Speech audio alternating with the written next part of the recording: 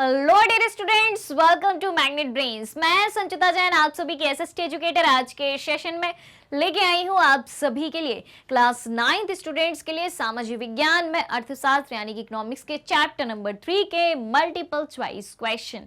आपका chapter number 3 जिसका नाम है निर्धनता एक चुनौती, और आज हम करने वाले हैं इसके 30 मल्टीपल चॉइस क्वेश्चन।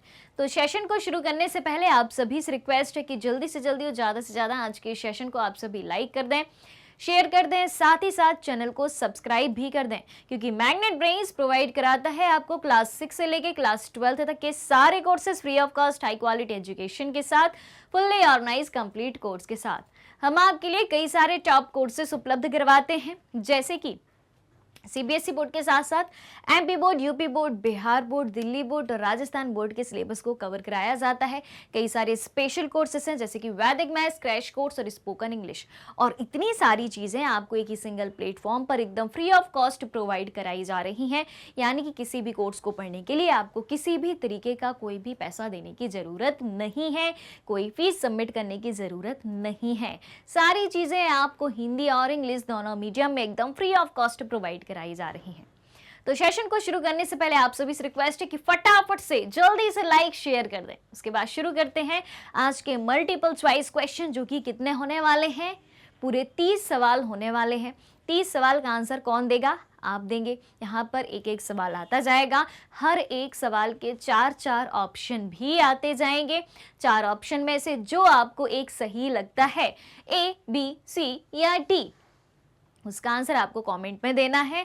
और क्या करना है, साथ ही साथ एक पेन पेपर ले लेना है। उस पेन पेपर पर 1 से लेके 30 तक की नंबरिंग कर लेनी है। जो आंसर आपको सही लगता है उस नंबर के सामने उसका वो आंसर लिखना है, और जो आंसर यहाँ से मैं आपको बताऊंगी उसके सामने वो आंसर भी लिख लेना है। फिर मैच करना है। जब 30 क्वेश्चन कंप्लीट हो जाए तब मैच करना है कि भाई साहब कौन सा सवाल आपका सही है, कौन सा गलत है। और जैसे ही 30 सवाल कंप्लीट हो जाते हैं, उन 30 सवालों के बाद आपको काउंट करना है, देखना है कि कौन सा कितने आपके सही हैं, यानी कि टोटल नंबर आपके कितने बनते हैं। वो नंबर भी आपको कमेंट करके बताने हैं। All right, all clear, all set, शुरू किया जाए। चलिए तो शुरू करते हैं आज के सेशन आपके लाइक और शेयर के साथ। पहला सवाल आप सभी के सामने, ध्यान से सुनिएगा। चलिए तो बहुविकल्पी प्रश्न यानी कि मल्टीपल चॉइस क्वेश्चन में पहला सवाल है, भारत में निर्धनता रेखा का आकलन किसके द्वारा किया जाता है? कौन मापता है गरीबी को? बताओ भाई। नीति आयोग, राष्ट्रीय प्रतिदर्श सर्वेक्षण संगठन, या वित्त मंत्रालय, या फिर राष्ट्रीय विकास परिषद? बताओ भाई, भारत में निर्धनता रेखा का आकलन किसके द्वारा किया जाता है? कौन गरीबी की माप करता है? कौन ये सब देखता है? जल्दी से बताना है। ए, बी, सी, डी, और हाँ, पेन पेपर साथ में रख लिया, साइड में उसमें भी लिखते जाना है। बिल्कुल भी बेईमानी नहीं चलेगी, एकदम पूरी ईमानदारी से काम करना है, ईमानदारी के साथ आंसर देना है। गलत भी होगा आंसर तो चलेगा, लेकिन आंसर देना है, कोशिश करनी है, ठीक है। चलिए तो देखा जाए आंसर। इसका सही आंसर है ऑप्शन नंबर बी, राष्ट्रीय प्रतिदर्श सर्वेक्षण संगठन NSSO, जो भारत में निर्धनता रेखा का आकलन करता है। अब ये NSSO जो है, इसका फुल फॉर्म क्या होता है? कई बार इसका फुल फॉर्म भी पूछ लिया जाता है। तो इसका फुल फॉर्म होता है National Sample Survey Organisation. All right, clear. अब क्या है, क्वेश्चन नंबर 2 है, निर्धनता रेखा निर्धारण की कितनी विधियां हैं? निर्धनता रेखा को कैसे निर्धारित किया जाता है? किन के आधार पर गरीबी को मापा जाता है?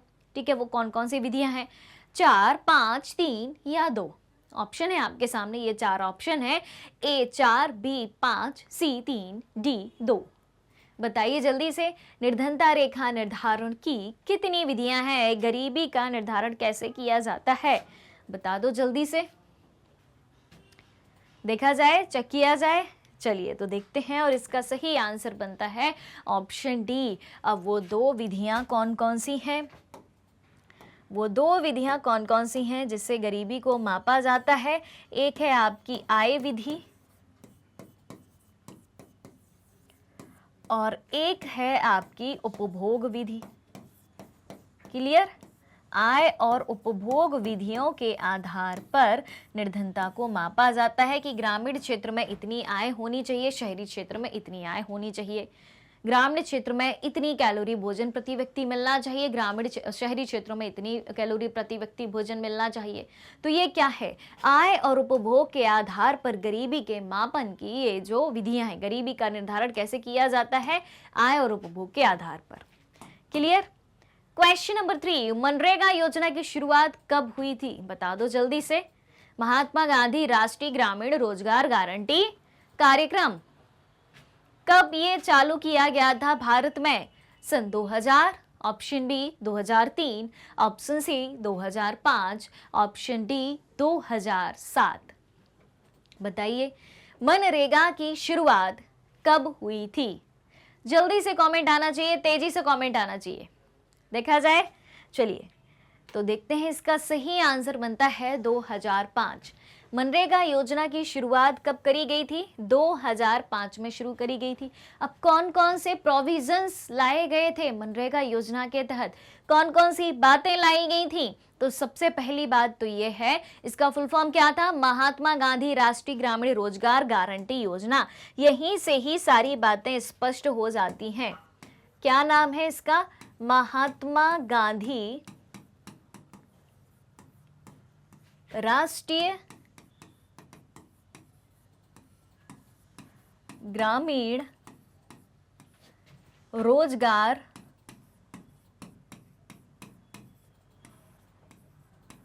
गारंटी अधिनियम। ठीक, ये क्या हो गया? ये हो गया इसका फुल फॉर्म। किसका? मनरेगा का।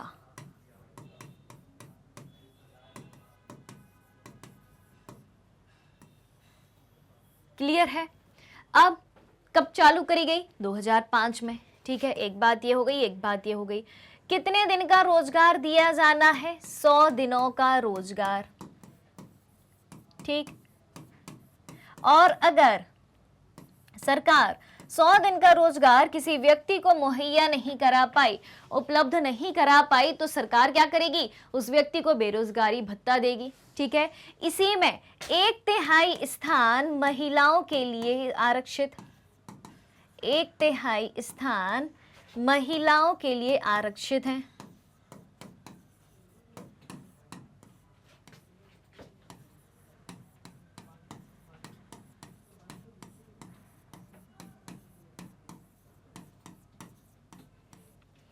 क्लियर है? ये सारी बातें कही गई थी।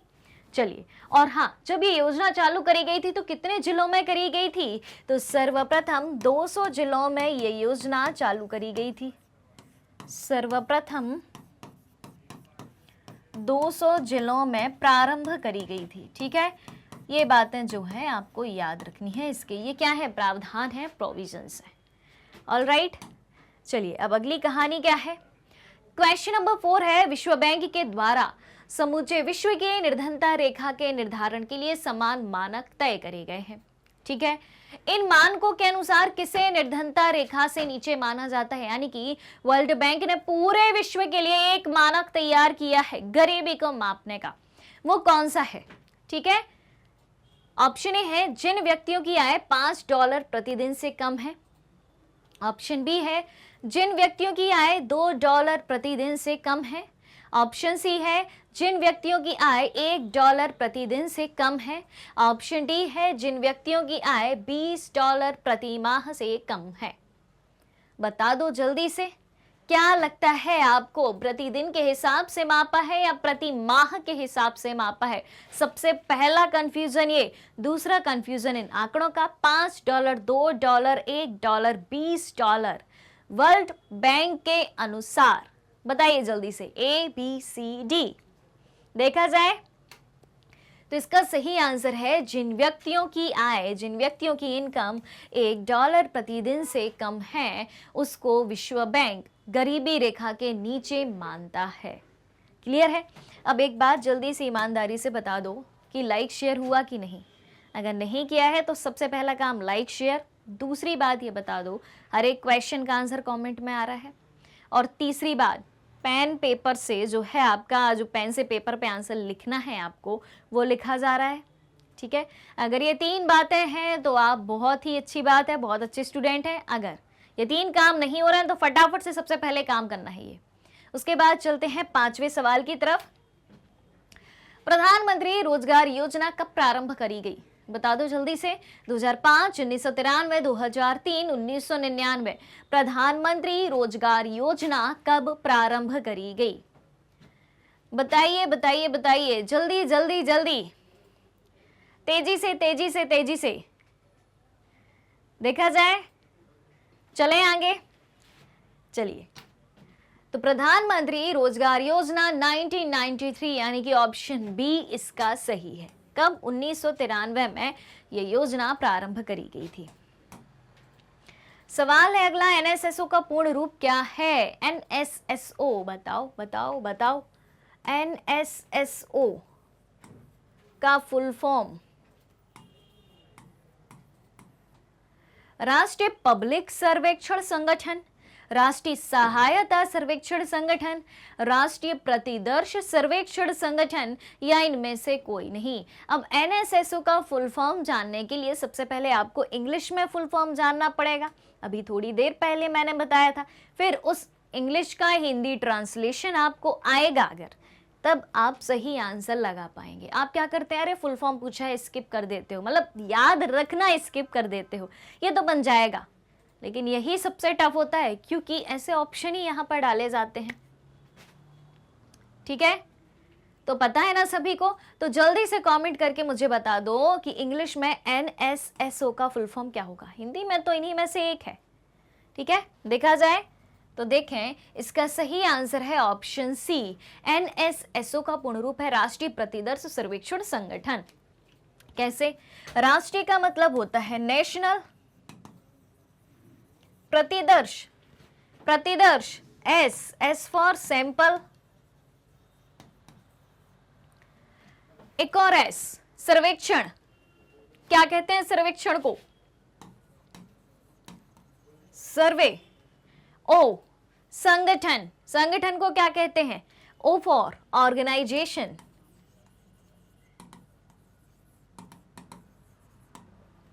क्लियर?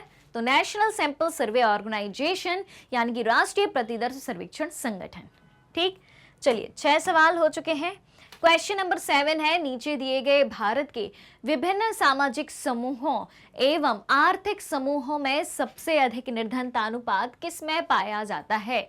अनुसूचित जनजाति, ग्रामीण खेतीहर मजदूर, अनुसूचित जाति, नगरीय अनियमित मजदूर। बता दो जल्दी से, क्या लगता है आपको किसमें सबसे ज्यादा गरीबी पाई जाती है? इन सामाजिक और आर्थिक जो समूह आपको दिए हुए हैं, ठीक है, तो किसमें गरीबी सबसे ज्यादा आपको दिखाई देती है, ये पूछा गया है। ठीक है, देखा जाए तो इसका सही आंसर है ऑप्शन ए, अनुसूचित जनजाति। ठीक है, जनजाति यानी कि यहां पर बात हो रही है आपकी शेड्यूल ट्राइब्स की। ये जो है आर्थिक और सामाजिक रूप से बहुत ज्यादा पिछड़ी हुई हैं, क्योंकि ट्राइब्स ही तो जंगलों में निवास करती हैं। जंगलों में उनको कौन सी सुख सुविधाएं मिल जाएंगी, कौन से रोजगार के साधन मिल जाएंगे, कौन सी शिक्षा की सुविधा, स्वास्थ्य की सुविधा, भोजन की, कपड़े की, मकान की, कौन सी सुविधाएं इनके पास? तो ट्राइब्स जो है, अनुसूचित जनजाति जो है, सबसे ज्यादा गरीब है इनके कंपैरिजन में। ये तो है ही, साथ ही साथ ये सबसे ज्यादा गरीब है। ऑलराइट, चलिए क्वेश्चन नंबर 8 है, प्रधानमंत्री ग्रामोदय योजना की शुरुआत कब हुई? बताइए बताइए बताइए बताइए, सब कुछ आपको बताया है जब ये चैप्टर पढ़ाया है। प्रधानमंत्री ग्रामोदय योजना की शुरुआत हुई थी 1999, 2003, 2005 या 2000? बताओ भाई, देखा जाए। चलिए, तो प्रधानमंत्री ग्रामोदय योजना की शुरुआत सन 2000 में हुई थी, यानी कि ऑप्शन डी सही आंसर है। क्वेश्चन नंबर 9, भारत में निर्धनता के अनुमानों से संबंधित समिति कौन सी है? किस समिति ने निर्धनता के मामले में काम किया था? गरीबी का अनुमान कौन सी समिति ने लगाया था? आंकड़ों का अनुमान कौन सी समिति ने लगाया था? उनमें से एक बताना है आपको। ऑप्शन ए है विजय केलकर समिति, ऑप्शन बी है सुरेश तेंदुलकर समिति, ऑप्शन सी है स्वराज प्रकाश गुप्ता समिति, ऑप्शन डी है लकड़ावाला समिति। बता दो जल्दी से, क्या लगता है? भारत में निर्धनता के अनुमानों से संबंधित समिति है विजय केलकर समिति, सुरेश तेंदुलकर समिति, स्वराज प्रकाश गुप्ता समिति या फिर लकड़ावाला समिति। देखा जाए तो इसका सही आंसर है ऑप्शन बी, सुरेश तेंदुलकर समिति। ठीक है, याद रहेगा, गरीबी से संबंधित, निर्धनता के अनुमानों से संबंधित सुरेश तेंदुलकर समिति। तेंदुलकर समझ के आप क्रिकेट पे मत जाना, ठीक है, कि आप सोचो भाई तेंदुलकर है, भाई ऐसा कुछ क्रिकेट से हो सकता है, बिल्कुल नहीं हो सकता। ठीक है, यहाँ पर सचिन तेंदुलकर नहीं लिखा है, सुरेश तेंदुलकर समिति लिखा है। ठीक है, क्वेश्चन नंबर 10 है, इनमें से कौन निर्धनता का कारण है? गरीबी किस कारण से होती है? ठीक है, भूमिहीनता, यानी कि जिसके पास जमीन नहीं है। ठीक, ऑप्शन बी बेरोजगारी, जिसके पास स्वयं का रोजगार नहीं है, पैसे कमाने का साधन नहीं है। अशिक्षा, जो व्यक्ति शिक्षित नहीं है, एजुकेटेड नहीं है। या फिर D all of the above, उपरोक्त सभी। तो गरीबी का क्या कारण है, ये पूछा। बहुत आसान है, बहुत आसान, मतलब आज का सबसे आसान सवाल है ये। तो बता दो जल्दी से, क्या रहेगा इसका सही उत्तर? कौन सा ऑप्शन जाएगा? किसके साथ जाना चाहेंगे आप? A B C D. देखा जाए, चलिए, क्या इसका आंसर आपका फेवरेट ऑप्शन डी तो नहीं है? बिल्कुल वही है, उपरोक्त सभी। भूमिहीनता, बेरोजगारी और अशिक्षा, ये सब गरीबी के कारण है। प्रश्न क्रमांक 11, क्वेश्चन नंबर 11, भारत में गरीबी अनुमान का आधार है। भारत की बात कही जा रही, भारत में गरीबी अनुमान का आधार है। भारत में गरीबी का अनुमान कैसे लगाया जाता है, उसका आधार क्या है? ऑप्शन ए प्रति व्यक्ति है, ऑप्शन बी परिवार का उपभोग व्यय, ऑप्शन सी प्रति व्यक्ति व्यय, ऑप्शन डी कोई नहीं। ठीक है, प्रति व्यक्ति आय, प्रति व्यक्ति व्यय, परिवार का उपभोग व्यय। बता दो जल्दी से, क्या लगता है आपको? देखा जाए, बहुत आसान है भाई, बहुत आसान है। परिवार का उपभोग व्यय। अब कैसे? ग्रामीण और शहरी दो क्षेत्र होते हैं, दोनों क्षेत्रों में अलग अलग निर्धारित किया गया है उपभोग के आधार पर। हम गरीबी को आय और उपभोग के आधार पर मापते हैं, लेकिन भारत में जो उपभोग के आधार पर गरीबी को मापा जाता है वो दो प्रकार से मापा जाता है, ग्रामीण क्षेत्रों में अलग और शहरी क्षेत्रों में अलग। ठीक है बात, ग्रामीण क्षेत्र और शहरी क्षेत्र। उपभोग व्यय यानी कि कौन सा व्यक्ति खाने पर कितना खर्च करता है और कितना करना चाहिए, यानी कि कितनी कैलोरी का भोजन हर एक व्यक्ति को मिलना चाहिए। तो ग्रामीण और शहरी क्षेत्रों में अलग अलग तरीके से बताया है कि ग्रामीण क्षेत्रों में प्रति व्यक्ति 2400 कैलोरी, प्रति व्यक्ति 2400 कैलोरी प्रतिदिन मिलना चाहिए। और शहरों में कितना मिलना चाहिए? प्रति व्यक्ति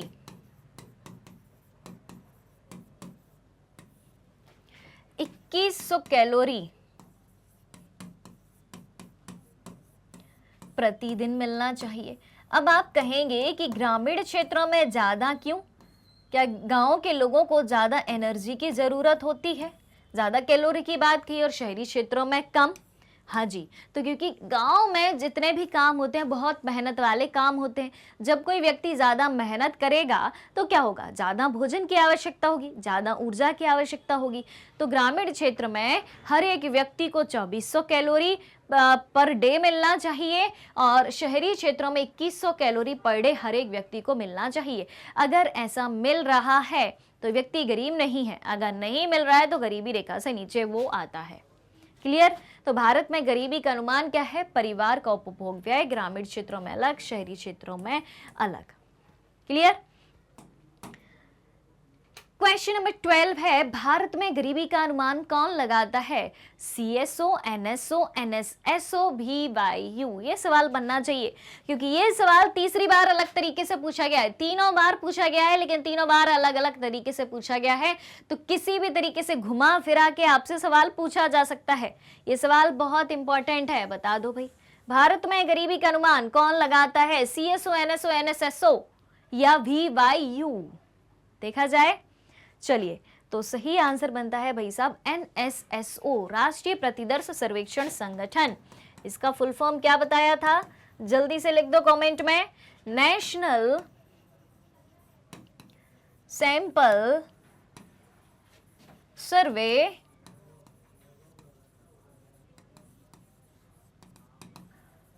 ऑर्गेनाइजेशन। ठीक, चलिए, अब क्या है? शिवरमन कहाँ का निवासी है? इसके दौरान, चैप्टर के दौरान आपको एक कहानी सुनने को और पढ़ने को मिली होगी शिवरमन के बारे में। तो शिवरमन नाम का व्यक्ति कहाँ का निवासी था? अगर कहानी आपने पढ़ी होगी, सुनी होगी तो पक्का पता होगा, महाराष्ट्र का था, गुजरात का था, दिल्ली का था या तमिलनाडु का था। देखा जाए तो इसका सही आंसर बनता है भाई साहब ऑप्शन बी, तमिलनाडु। शिवरामन कहाँ का निवासी है? शिवरामन तमिलनाडु का निवासी है। ऑलराइट, चलिए, अब क्या है? क्वेश्चन नंबर 14 है, गरीबी उन्मूलन का नारा किस योजना में दिया गया? गरीबी उन्मूलन यानी कि गरीबी हटाओ, गरीबी दूर करो, किस योजना में दिया गया? ठीक है, कई सारे 5 ईयर प्लान बने थे। 1951 से पंचवर्षीय योजना की शुरुआत योजना आयोग के द्वारा करी गई थी। तो किस पंचवर्षीय योजना में, किस 5 ईयर प्लान में गरीबी उन्मूलन का नारा दिया गया? द्वितीय पंचवर्षीय योजना, तृतीय पंचवर्षीय योजना, पंचम पंचवर्षीय योजना या छठवीं पंचवर्षीय योजना? देखा जाए, चलिए, तो इसका सही आंसर बनता है पंचम पंचवर्षीय योजना में। पांचवी पंचवर्षीय योजना या 5th 5 ईयर प्लान में गरीबी उन्मूलन यानी कि गरीबी हटाओ का नारा दिया गया था। फिर है क्वेश्चन नंबर 15 है, यानी कि आधा काम होने को है आज के सेशन का, क्योंकि टोटल सवाल कितने हैं? 30 हैं। 15वें सवाल की तरफ हम आ चुके हैं। सवाल है, प्रधानमंत्री रोजगार योजना का उद्देश्य बताइए। क्या था प्रधानमंत्री रोजगार योजना का उद्देश्य? ऑप्शन ए, इस योजना का उद्देश्य ग्रामीण क्षेत्रों और छोटे शहरों में शिक्षित बेरोजगार युवाओं के लिए स्वरोजगार के अवसर सृजित करना, यानी कि उनका स्वयं का रोजगार हो, ऐसे अवसर बनाना। या ऑप्शन बी, उन्हें लघु व्यवसाय और उद्योग स्थापित करने में उनकी सहायता करना था। या ऑप्शन सी, उपरोक्त दोनों। या फिर ऑप्शन डी, इनमें से कोई नहीं। देखा जाए, चलिए, तो प्रधानमंत्री रोजगार योजना का उद्देश्य है दोनों। प्रधानमंत्री रोजगार योजना का उद्देश्य ग्रामीण क्षेत्रों और छोटे शहरों में जो शिक्षित युवक हैं और जिनके पास रोजगार नहीं है, बेरोजगार हैं, उनके लिए स्वरोजगार के अवसर सृजित करना, रोजगार के अवसर बनाना, उन्हें लघु व्यवसाय और उद्योग स्थापित करने में उनकी सहायता करना, दोनों काम करना था। ठीक, अब है क्वेश्चन नंबर 16। हाल के वर्षों में निर्धनता का विश्लेषण किस नई अवधारणाओं के द्वारा समृद्ध हो रहा है? ठीक है, ऑप्शन ए, सामाजिक अपवर्जन की अवधारणाओं के द्वारा। ऑप्शन बी, असुरक्षा की अवधारणाओं के द्वारा। या का और खा दोनों के द्वारा, या इनमें से कोई नहीं? बताओ भाई, हाल के वर्षों में, वर्तमान समय में निर्धनता का विश्लेषण किन नई अवधारणाओं के द्वारा समृद्ध हो रहा है? देखा जाए तो इसका सही आंसर है का और खा दोनों। सामाजिक अपवर्जन की अवधारणा। अब ये सामाजिक अपवर्जन होता क्या है? सामाजिक अपवर्जन यानी कि गरीबी और अमीरी के आधार पर ऊंच नीच का भेद। ठीक है, गरीबी को कैसे मापते हैं? जिसके पास ज्यादा पैसा है वो अमीर और जिसके पास कम पैसा है वो गरीब। तो ये क्या है? सामाजिक अपवर्जन, यानी कि जहां पर गरीब और अमीर के आधार पर समाज में ऊंच नीच देखा जाए। फिर असुरक्षा की अवधारणाओं के आधार पर। अब असुरक्षा की बात कहां से आती है? असुरक्षित समूह, इनसिक्योर ग्रुप कौन से हो सकते हैं? जैसे कि शेड्यूल्ड कास्ट, शेड्यूल्ड ट्राइब्स, ठीक है, महिलाएं, वृद्ध, बच्चे, खासतौर से लड़कियां, ये सब क्या असुरक्षित समूह में है। विकलांग व्यक्ति यानी कि जो व्यक्ति पैसे नहीं कमा रहे होते हैं, जो पैसे के लिए, ठीक है, आर्थिक रूप से किसी दूसरे व्यक्ति पर डिपेंड होते हैं, ठीक है, या जिनको समाज की मुख्य धारा में स्थान नहीं मिलता है, वो सारी सुख सुविधाएं नहीं मिलती, वो सारी अपॉर्चुनिटीज नहीं मिलती, जैसे कि शेड्यूल कास्ट और शेड्यूल ट्राइब्स, ये सारी चीजें, ये क्या है, असुरक्षित समूह है। ठीक, क्लियर। चलिए, तो 16 सवाल हो चुके हैं। यहां तक किसी को कोई दिक्कत, कोई समस्या, कोई डाउट, कोई क्वेश्चन? जल्दी से कमेंट करके बताइए फटाफट। कोई भी डाउट हो, कोई अगर शब्द भी समझ में ना आया हो, कोई सवाल समझ में ना आया हो, जल्दी से कमेंट करके बताइए। आपके हर एक सवाल का जवाब कमेंट में पहुंचाया जाएगा। All right, all clear? तो जल्दी से एक बार लिख दो ऑल क्लियर। और हाँ भाई, लाइक शेयर हो रहा है बराबर से? लाइक शेयर बराबर से हो रहा है? हो रहा है, बहुत अच्छी बात है। चलिए, नहीं हुआ तो जल्दी से फटाफट से जो है चेक कर लो, लाइक कर दो। और हाँ, अगर आप हमारे चैनल पर नए हैं, चैनल को अभी अभी आपने देखा है, आज के सेशन को अभी अभी ज्वाइन किया है, तो जल्दी से सब्सक्राइब भी कर दें, क्योंकि मैग्नेट ब्रेन्स आपको हर एक चीज, हर एक क्लास का सिलेबस ऑर्गेनाइज वे में एकदम फ्री ऑफ कॉस्ट प्रोवाइड कराता है। क्लियर है? चलिए, क्वेश्चन नंबर 17, संयुक्त राष्ट्र संघ के अनुसार कौन निर्धन है?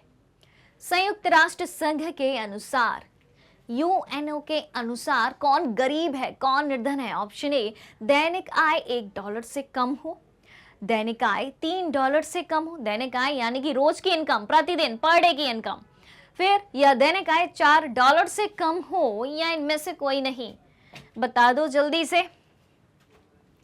क्या लगता है आपको? ए, बी, सी, डी? तेजी से आंसर आना चाहिए भाई साहब, तेजी से देखा जाए। तो इसका सही आंसर है ऑप्शन ए, संयुक्त राष्ट्र संघ के अनुसार वे व्यक्ति जिनकी आय या जिनकी दैनिक आय पर डे की इनकम $1 से कम है, वो गरीब हैं, वो निर्धन है। क्वेश्चन नंबर 18, बड़ा सा सवाल लग रहा है देखने में, तो चलिए देख लेते हैं क्या है। प्रधानमंत्री ग्रामोदय योजना के अंतर्गत कौन कौन से क्षेत्र शामिल हैं? यानी कि PMGY, प्रधानमंत्री ग्रामोदय योजना के अंतर्गत कौन कौन से क्षेत्र शामिल हैं? जो प्रधानमंत्री ग्रामोदय योजना लाई गई थी, हर एक गांव का विकास करने के लिए लाई गई थी, उनके अंतर्गत कौन कौन से क्षेत्र शामिल हैं? प्राथमिक स्वास्थ्य, प्राथमिक शिक्षा, ग्रामीण पेयजल, ग्रामीण विद्युतीकरण, ग्रामीण आवास। गांव में क्या क्या होना चाहिए, तभी तो गांव का उदय होगा, ग्रामोदय होगा, गांव का विकास होगा, हर एक भारत का हर एक विलेज डेवलप होगा। कौन कौन सी सुविधाएं होनी चाहिए, बता दो जल्दी से। ऑप्शन ए है 1 2 3, ठीक, ऑप्शन बी 1 3 4, ऑप्शन सी 1 2 4 5, या ऑप्शन डी 1 2 3 4 5, यानी कि उपरोक्त सभी, ऑल ऑफ द अबव। बता दो जल्दी से, जल्दी जल्दी जल्दी, ए, बी, सी, डी, क्या लगता है आपको? देखा जाए सही आंसर, तो इसका सही आंसर है भाई साहब ऑप्शन डी, उपरोक्त सभी, 1 2 3 4 5। प्राथमिक स्वास्थ्य, गांव में स्वास्थ्य सुविधा उपलब्ध होनी चाहिए, ठीक है। प्राथमिक शिक्षा, प्राइमरी एजुकेशन होनी चाहिए, यानी कि 5वीं तक के स्कूल तो हो ही। ग्रामीण पेयजल, गांव को स्वच्छ, गांव के लोगों को स्वच्छ पीने का पानी उपलब्ध हो, बिजली की व्यवस्था हो, घर यानी कि आवास की व्यवस्था हो। ये सारी व्यवस्थाएं अगर हैं तो क्या है, गांव विकास कर रहे हैं, यानी कि प्रधानमंत्री ग्रामोदय योजना के अंतर्गत ये सारे क्षेत्र शामिल किए गए थे कि हर एक गांव में इतनी सुविधाएं तो देना ही है। ऑल राइट, 18 सवाल हो चुके हैं, चलते हैं अगले सवाल की तरफ। क्वेश्चन नंबर 19 है, मानव विकास रिपोर्ट कौन जारी करता है? बता दो जल्दी से। Option A UNDP, option B संयुक्त राष्ट्र, ऑप्शन सी विश्व बैंक, या ऑप्शन डी इनमें से कोई नहीं। मानव विकास रिपोर्ट, ह्यूमन डेवलपमेंट रिपोर्ट कौन जारी करता है? बहुत आसान सवाल है, बहुत अच्छा सवाल है, और सबसे बड़ी बात यह है कि ये बहुत इंपॉर्टेंट सवाल है। UNDP, संयुक्त राष्ट्र, विश्व बैंक, या फिर इनमें से कोई नहीं? देखा जाए तो इसका सही आंसर बनता है UNDP।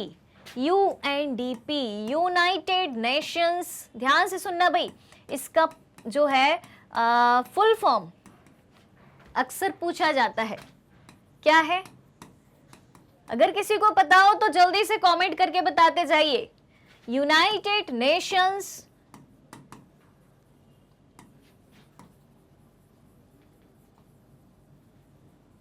Development Programme. क्लियर? 19 सवाल हो चुके हैं। अगला सवाल है क्वेश्चन नंबर 20 है, राष्ट्रीय कार्यक्रम काम के बदले अनाज को किस वर्ष शुरू किया गया था? केंद्र सरकार के द्वारा शुरू किया गया था, इसलिए ये नेशनल लेवल का कार्यक्रम है, राष्ट्रीय कार्यक्रम है। क्या नाम है? काम के बदले अनाज। किस वर्ष शुरू किया गया था? ऑप्शन ए है 2002, ऑप्शन बी है 2006, ऑप्शन सी है 2004, ऑप्शन डी है 1999। ए, बी, सी या डी, क्या लगता है आपको? राष्ट्रीय काम के बदले अनाज कार्यक्रम को किस वर्ष शुरू किया गया था? 2002, 2006, 2004, 1999। देखा जाए तो भाई साहब ये है इसका सही आंसर 2004। काम के बदले अनाज कार्यक्रम 2004 में चालू किया गया था। ऑलराइट, तो देखो भाई, जो इस तरीके के सवाल आते हैं ना किसी योजना से संबंधित कि कौन सी योजना कब चालू करी गई थी और क्या उनका उद्देश्य था, ये याद रखना ही है। ऐसे सवाल अक्सर पूछे ही जाते हैं। दो बातें याद रखने की होती है कि कब और क्यों। एक सवाल ये कि कब चालू किया गया और दूसरा सवाल ये कि क्यों चालू किया गया। ठीक है, क्लियर है? यानी कि किस वर्ष वो योजना चालू करी गई और उसका क्यों का मतलब क्या होता है। क्यों का मतलब होता है कि उस योजना का उद्देश्य क्या था। क्लियर बात? चलिए, क्वेश्चन नंबर 21 है, हाँ, किस राज्य में भूमि सुधार उपायों से निर्धनता को कम करने में मदद मिली है? ऐसा कौन सा राज्य है जिसने अपनी गरीबी को कम करने के लिए भूमि सुधार कार्यक्रम को अपनाया था?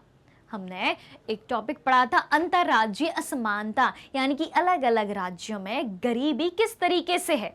हमने देखा कि हर एक राज्य में गरीबी एक सी नहीं है, कहीं कम है तो कहीं ज़्यादा है, और हर एक राज्य ने अपने अपने यहाँ की गरीबी को दूर करने के लिए कौन कौन से उपाय अपनाए। तो वहीं से आपसे सवाल पूछा गया है कि ऐसा कौन सा राज्य है जिसने निर्धनता यानी कि अपने राज्य की गरीबी को कम करने के लिए भूमि सुधार उपायों को अपनाया था। ऑप्शन ए है पश्चिम बंगाल, ऑप्शन बी है बंगाल और हरियाणा दोनों ने किया था कि ये काम, फिर पंजाब, और ऑप्शन डी है राजस्थान। क्या लगता है आपको? बताओ भाई, पश्चिम बंगाल ने अकेले ये काम किया या पश्चिम बंगाल और हरियाणा दोनों ने ये काम किया, या ऑप्शन सी पंजाब ने ये काम किया, या ऑप्शन डी राजस्थान ने किया? देखा जाए, ए, बी, सी, डी, क्या लगता है आपको? क्या होगा इसका सही आंसर? चलिए देखें, तो इसका सही आंसर है पश्चिम बंगाल। पश्चिम बंगाल ने क्या किया था? भूमि सुधार कार्यक्रमों को अपनाया था और अपने यहाँ गरीबी को दूर करने का प्रयास किया था।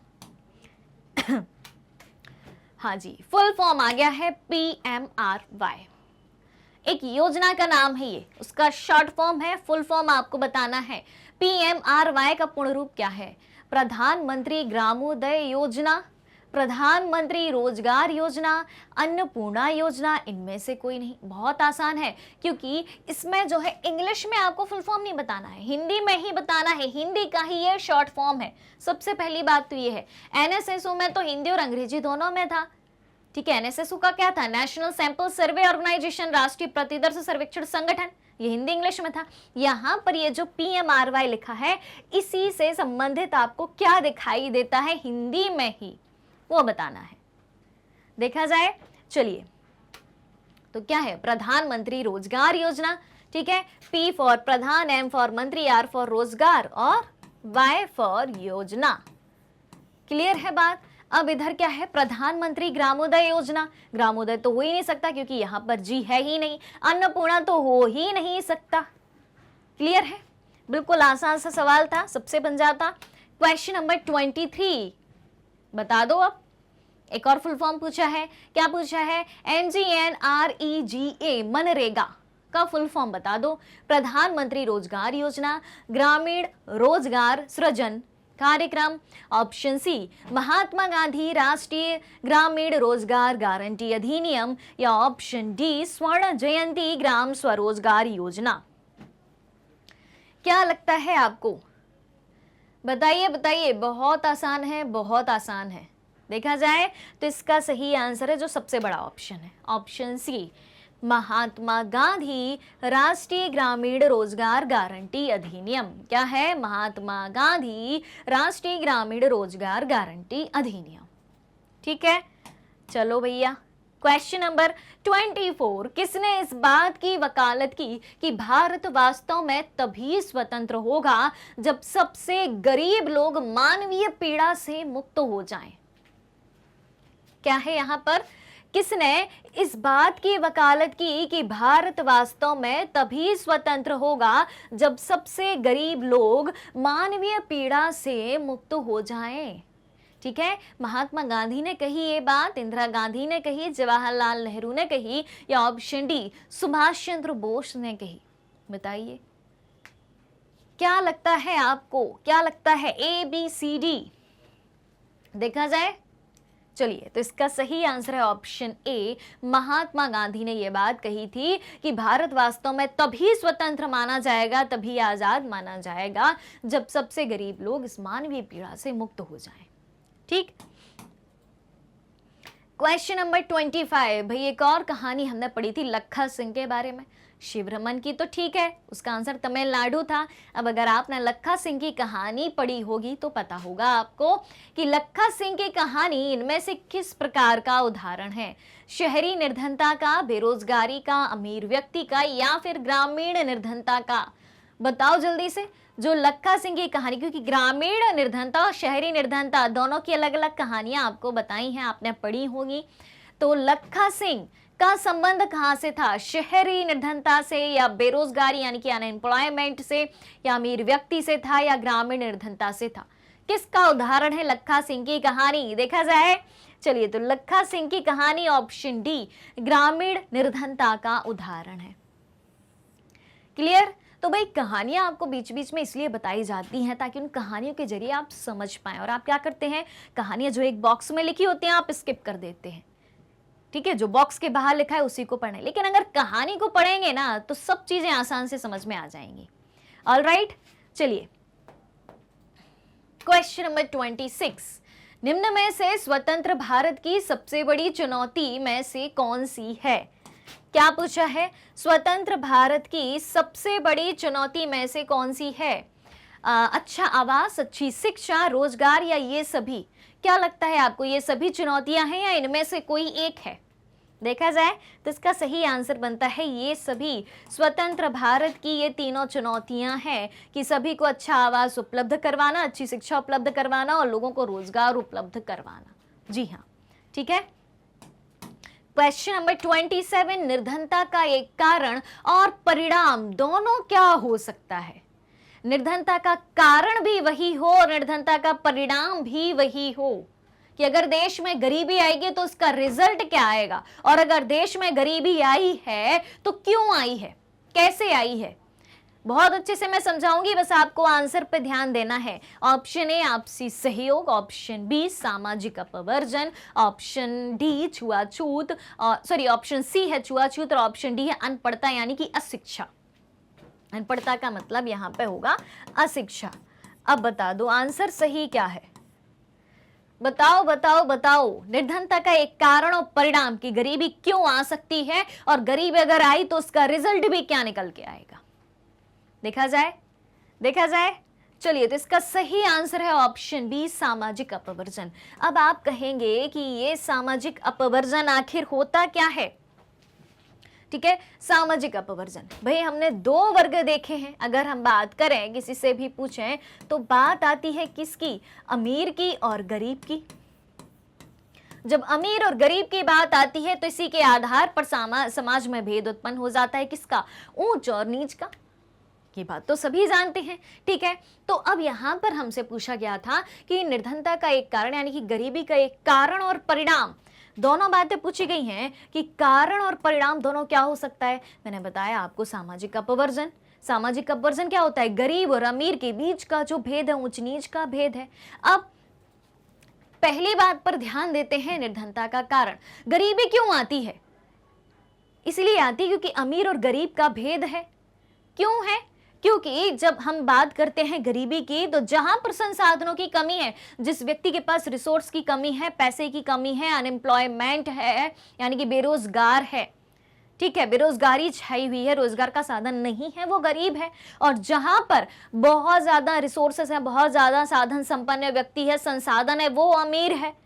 तो सीधी सी बात है कि जब किसी व्यक्ति के पास ज्यादा संसाधन उपलब्ध नहीं होंगे और समाज का एक वर्ग जो अमीर वर्ग है, इतनी सी संख्या है अमीर वर्गों की और उनके पास इतने संसाधन उपलब्ध होंगे, और इतनी ज्यादा संख्या है गरीब की और उनके पास संसाधन इतने उपलब्ध होंगे, तो गरीब और अमीर तो होंगे ही, यानी कि गरीब और ज्यादा गरीब होता जाएगा, अमीर और ज्यादा अमीर होता जाएगा।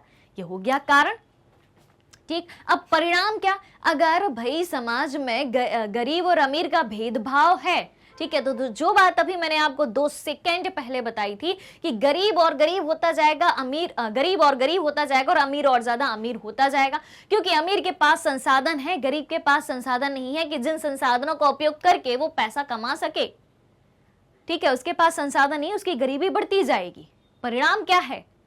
परिणाम क्या है? क्योंकि गरीबी और अमीरी में भेद है, अंतर है, ऊंच नीच का भेद है, उनको साधन मिल ही नहीं रहे और समाज के एक वर्ग को इतने ज्यादा साधन मिल रहे कि वो और अमीर होते जा रहे हैं। तो कारण और परिणाम दोनों हुआ। कि कारण कैसे है? कारण ऐसे है कि लोगों के पास संसाधन नहीं है, और संसाधन नहीं है इसलिए वो और ज्यादा गरीब होते जा रहे हैं, यानी कि परिणाम स्वरूप गरीबी ही मिल रही है उन्हें। ठीक, चलिए अब है क्वेश्चन नंबर 28 2022-23 में भारत में निर्धनता अनुपात प्रतिशत क्या है? बता दो जल्दी से। 2023-22-23 में निर्धनता अनुपात प्रतिशत कितना है? Option A 25.4, option B 35.12, option C 11.28 या ऑप्शन डी 50.67। बताइए 2023 में 22-23 में हाल ही के वर्षों में निर्धनता अनुपात का प्रतिशत क्या है? देखा जाए तो इसका सही आंसर है ऑप्शन सी 11.28, 11.28। ऑलराइट, चलिए सेकंड लास्ट क्वेश्चन है आज का। महात्मा गांधी राष्ट्रीय रोजगार गारंटी अधिनियम 2005 मनरेगा साल में कितने दिनों के रोजगार की गारंटी देता है? 100 दिनों की, 150 दिनों की, 250 दिनों की या 300 दिनों की? बताइए जल्दी से। ए बी सी डी क्या लगता है आपको? जल्दी जल्दी जल्दी। महात्मा गांधी राष्ट्रीय ग्रामीण रोजगार गारंटी अधिनियम 2005 साल में कितने दिनों की रोजगार की गारंटी देता है? तो इसका सही आंसर है भैया 100 दिनों के रोजगार की गारंटी देता है। कितनी? 100 दिनों की। कि हर व्यक्ति को सरकार 365 दिनों में से, साल में 365 दिन होते हैं, साल के 365 दिनों में से 100 दिन का रोजगार तो देगी। अगर नहीं दे पाती है तो सरकार उसको बेरोजगारी भत्ता देगी। ठीक है। क्वेश्चन नंबर 30, भारत में 1973 में 1973 में निर्धनता का अनुपात कितना था? 55%, 45%, 65%, 35%। बता दो जल्दी से। भारत में 1973 में गरीबी का अनुपात कितना था? निर्धनता का अनुपात कितना था? देखा जाए। चलिए, तो आज के आखिरी सवाल का उत्तर है ऑप्शन ए 55%, 55%। क्लियर? ठीक है, याद रहेगा। तो आपको देखो इस चैप्टर में योजनाएं याद रखनी है, सारे जो डेटा हैं, आंकड़े हैं, परसेंटेज हैं, वो याद रखने हैं। जितनी चीज़ें बताई हैं इंपॉर्टेंट ही बताई हैं, सारे सेशन बहुत इंपॉर्टेंट है, सब याद रखना है। बाकी के सेशन अगर आपने ज्वाइन नहीं किए हैं तो वो भी जाके पढ़ लो, हर एक चीज़ डिटेल में, और बहुत अच्छे से आपको समझाई गई है। ज़्यादा समय भी नहीं आपका लिया गया है, यानी कि हर एक टॉपिक को छोटे छोटे वीडियो के माध्यम से कवर किया गया है, बहुत अच्छे से एग्जाम्पल से, कहानियों के माध्यम से समझाया गया है। तो सारी चीज़ें जाइए और बहुत अच्छे से पढ़ लीजिए। अब क्या तय हुआ था अपना कि आप लास्ट में मुझे बताएंगे आपके आज के मार्क्स कि 30 में से आपके कितने क्वेश्चन सही हैं। तो बता दो जल्दी से, 30 में से आपके कितने सवाल सही हैं? जल्दी से काउंट करना है जो आपने पेपर में लिखा होगा और मुझे कमेंट करके बता देना है। ऑलराइट, तो करो जल्दी से काउंट और मुझे बता दो। और इसी के साथ आज का ये सेशन खत्म होता है। अगला सेशन आएगा इसी चैप्टर का, यानी कि क्लास 9th की इकोनॉमिक्स के चैप्टर नंबर 3 के मोस्ट इम्पॉर्टेंट क्वेश्चन का। तो आपको क्या करना है, जल्दी से नोटिफिकेशन बेल आइकन को प्रेस कर दीजिए, ताकि जैसे ही नोटिफिकेशन आता है आपको तुरंत पता लग जाए कि सेशन आ चुका है और आप उसे तुरंत ज्वाइन कर लेंगे, फटाफट से पढ़ लेंगे। और अगर आप हमारे डेली के लाइव सेशन और रिकॉर्डेड सेशन से जुड़ना चाहते हैं, सारी चीज़ें उपलब्ध हैं मैग्नेट ब्रेन्स के यूट्यूब चैनल, वेबसाइट और एप्लीकेशन पर। मैग्नेट ब्रेन्स इंडिया का number 1 100% free online education platform है। इसके अलावा अगर आप ई बुक्स और ई नोट्स दोनों चीज़ें चाहते हैं तो दोनों की लिंक वीडियो के डिस्क्रिप्शन बॉक्स में दी गई है, वहाँ जाइए, क्लिक कीजिए और सारी जानकारी प्राप्त कर लीजिए। हमारे पास आपके लिए कई सारे टॉप कोर्सेज हिंदी और इंग्लिश दोनों मीडियम में उपलब्ध हैं। सीबीएसई बोर्ड के साथ साथ Delhi board, Bihar board, UP board, MP board, Rajasthan board के सिलेबस को कवर कराया जाता है। काफ़ी सारे स्पेशल कोर्सेस हैं, वैदिक मैथ्स, क्रैश कोर्स और स्पोकन इंग्लिश, और इतने सारे कोर्सेस आपको एक ही सिंगल प्लेटफॉर्म पर हाई क्वालिटी एजुकेशन के साथ, फुल्ली ऑर्गेनाइज कंप्लीट कोर्स के साथ एकदम फ्री ऑफ कॉस्ट प्रोवाइड कराए जाते हैं। यानी कि मैग्नेट ब्रेन्स की हिंदी मीडियम और इंग्लिश मीडियम दोनों चैनल से पढ़ने के लिए आपको किसी भी तरीके का कोई भी पैसा देने की ज़रूरत नहीं है, कोई भी फीस देने की ज़रूरत नहीं है, कोई भी पेड सब्सक्रिप्शन लेने की ज़रूरत नहीं है। ऑलराइट, मैग्नेट ब्रेन्स यूट्यूब के अलावा अदर सोशल मीडिया प्लेटफॉर्म जैसे कि Facebook, Instagram, Twitter, Telegram, WhatsApp पर भी उपलब्ध है। आप हमें वहां भी फॉलो कर सकते हैं, वहां से भी सारी जानकारी प्राप्त कर सकते हैं। तो आज के सेशन को ज़्यादा से ज़्यादा लाइक और शेयर करते हुए चैनल को सब्सक्राइब भी करना है। हमारे साथ बने रहिए, जुड़े रहिए, पढ़ते रहिए, खुश रहिए। Thank you so much.